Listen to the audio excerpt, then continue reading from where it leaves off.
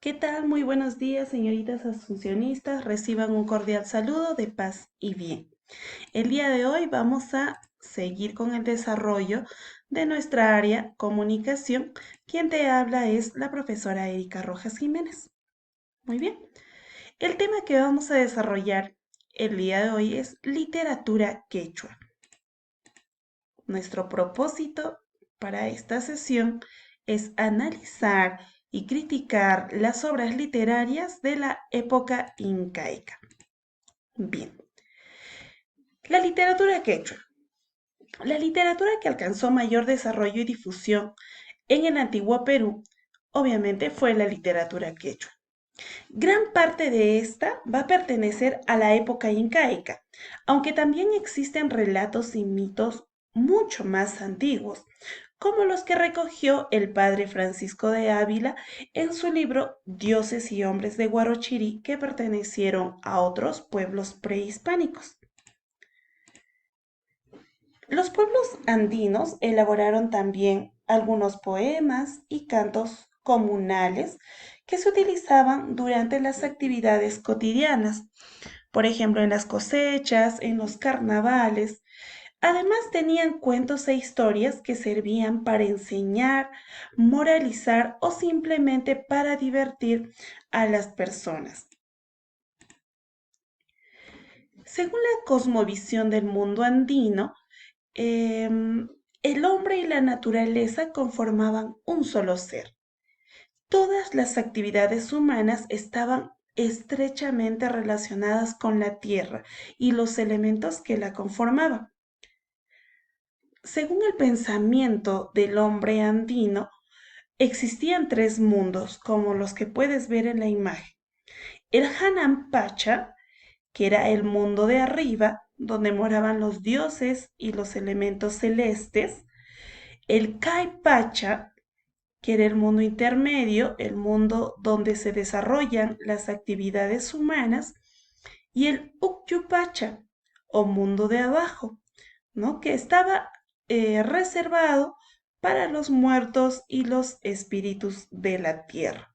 No te olvides, el Hanan Pacha, el Kai Pacha y el Ukyu Pacha.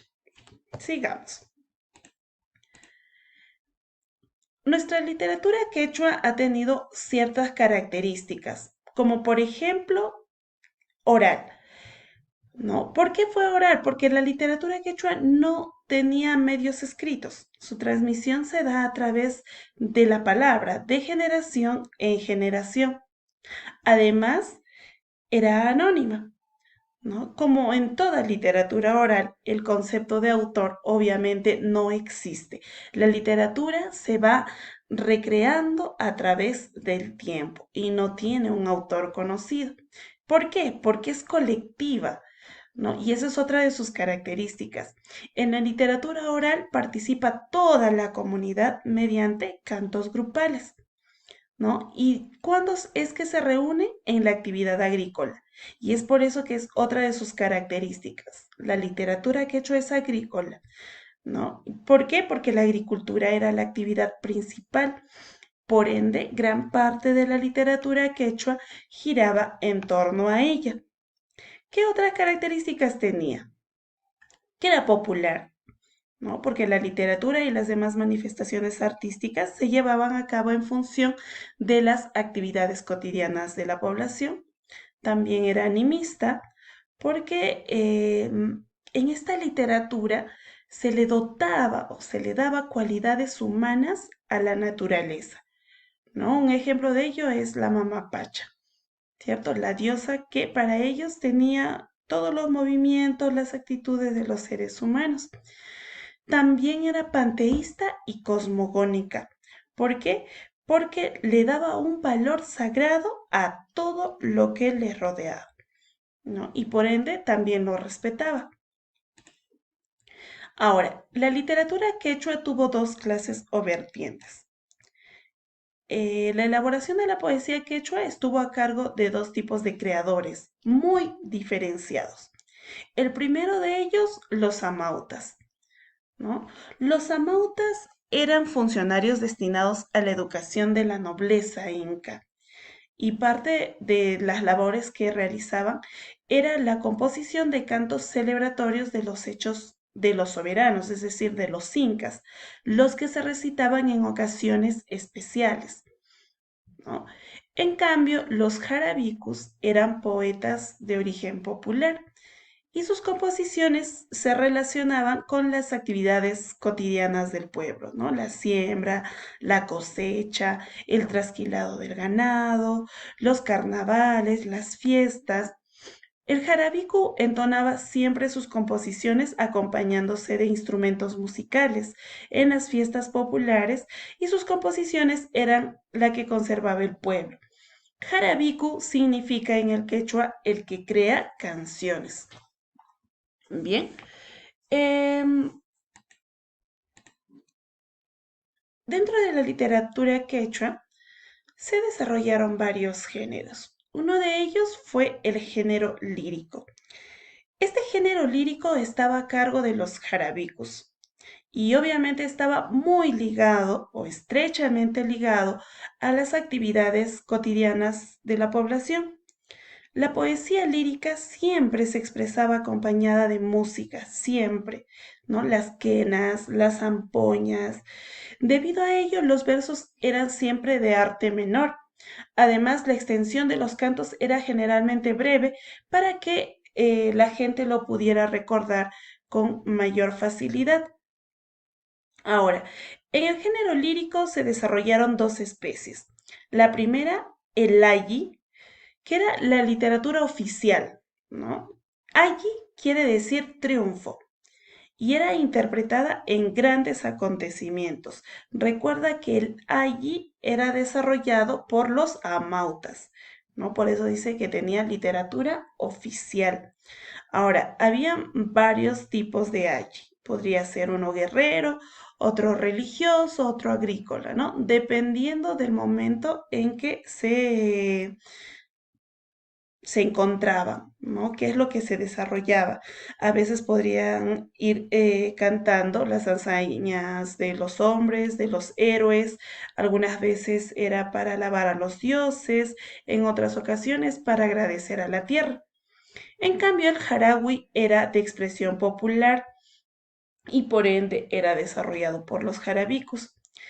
El jarawi expresa sentimientos íntimos y amorosos, ¿no? Y era interpretado en las celebraciones del Layu del pueblo. Aquí podemos tener, por ejemplo, el Haray, que expresa una aflicción, una tristeza amorosa, el Aimoray, que es el canto a la naturaleza, el Wakantaki, dedicado a los animales, Urpi, que quiere decir paloma, la poesía amorosa a una paloma ingrata, ¿no? A la amada ingrata.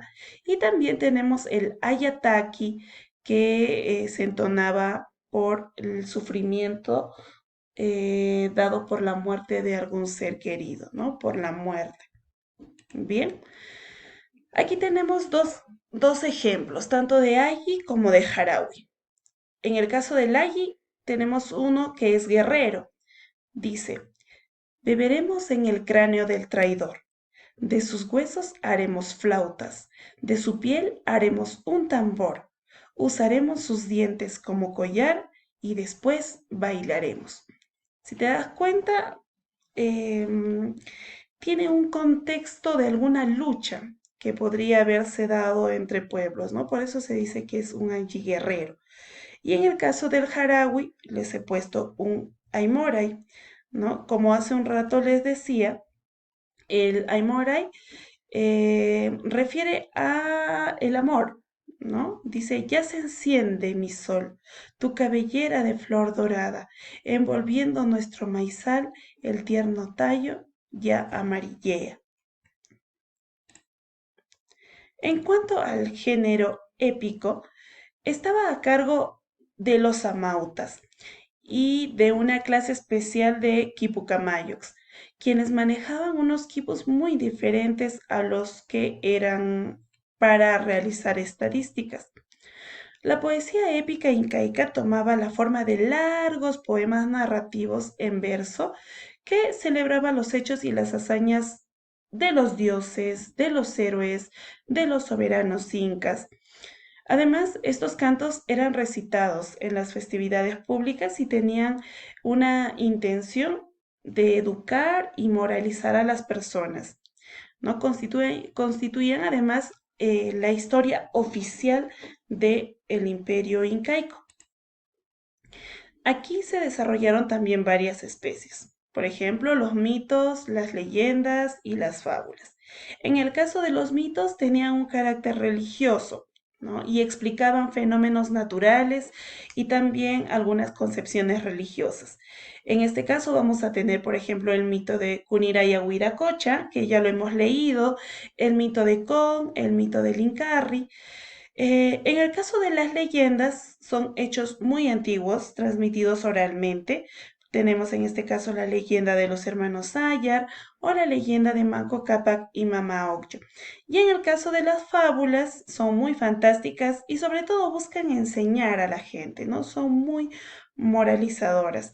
En general, los personajes son animales con algunas características humanas. En este caso, por ejemplo, tenemos la fábula del zorro.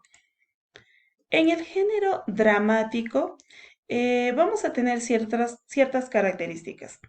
Se daban representaciones de origen militar o religioso, eran representadas por nobles o familiares del Inca, no cualquiera podría representarlo, eran abundantes y con escenarios adornados. Los hechos eran guerreros, históricos o también podrían transmitir actividades agrícolas. Y en este caso teníamos el Haranguay o el Aranguay, que fue la primera forma de dramaturgia inca. La que más destaca, o la obra que más destaca en esta época, viene a ser el Ollantay. El Ollantay fue publicado por primera vez por von Schulte en el año 1857. Escrito originalmente en quechua por Antonio Valdés en el siglo XVIII, su primera versión en castellano fue publicada por José Sebastián Barranca en el año 1868. Posteriormente, en el diario Museo Erudito, fue publicado en el Cusco por José Palacios bajo el nombre Apu Ollantay, en forma parcial, ¿no? No fue publicado totalmente. Ahora, existen varias tesis sobre el origen del Ollantay. Una de ellas es incaísta, ¿no? Que nos dice que el origen de esta obra es netamente incaico y es defendida por Sebastián Barranca, Gabino Pacheco Segarra y Vicente López.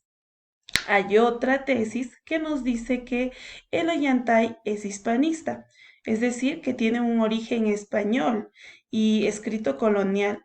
¿No? ¿Por qué? Porque presenta un bufón, un personaje muy gracioso, que es la característica básica que tienen muchas de las obras españolas, ¿no? Es mantenida por Ricardo Palma, Bartolomé Mitre y Menéndez Pelayo.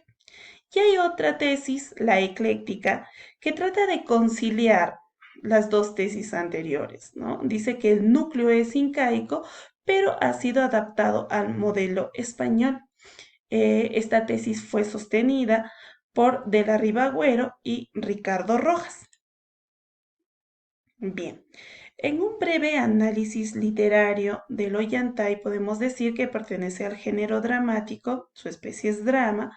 El tema principal es el poder y el amor.